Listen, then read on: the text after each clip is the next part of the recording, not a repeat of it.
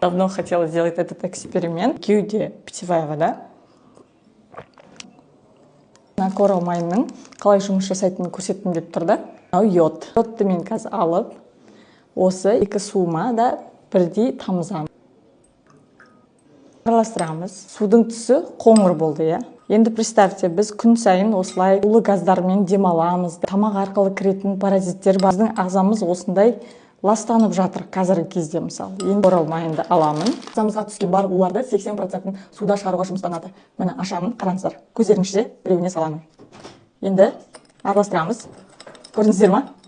5 секундтың ішінде қандай чудо да. Бұл тірісу сіздің ағзаңызға 70 түрлі микроэлемент береді, бойыңызға энергия, қуат, яғни ағзаңызды күнделікті тазалап отырады.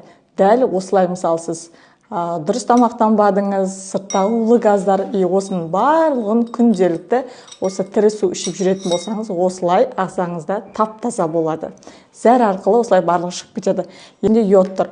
Оған H500 деген мықты антиоксиданты бір капсуланың ішінде, айтайын ба, 10 000 свежевыжатый смузи болады ғой, натуральный, сондай бар. Болны ішсеңіз, сіз таңертең сізде энергия барлық күнге жетеді. Сонымен қатар осы тірісу екеуі бірге ағзаңызды күнделікті тазалап, сіздің ұзақ әрі сапалы өмір сүруіңізге көмектеседі. Енді қараңыз, осы H500-тың бір капсуласын ашамын.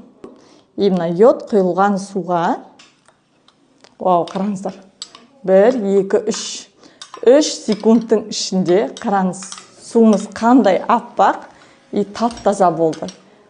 Қалай біздің бөлінген қоп-қоңыр суымыз 5 секундтың ішінде, 3 секундтың ішінде аппақ болды. Егер сіз күнделікті H500 пен тірісуді ішіп жүретін болсаңыз, сізді ешқандай шаршауда, ауруда мазаламайтын болады. Себебі су тіршілік көзі, біз өзімізге тірісу, сілтілі су, щелочная вода дейміз ғой, соны ағзамызға берген кезде біздің организміміз бізге жұмыс жасайтын болады. Сол үшін өздеріңізге сіз үшін жұмыс жасап тұрған 27-7 ағзаңызға көңіл бөліп, оларды күнделікті тірісумен бірге, яғни H500 пен бірге қамтамасыз етіп отырыңыздар.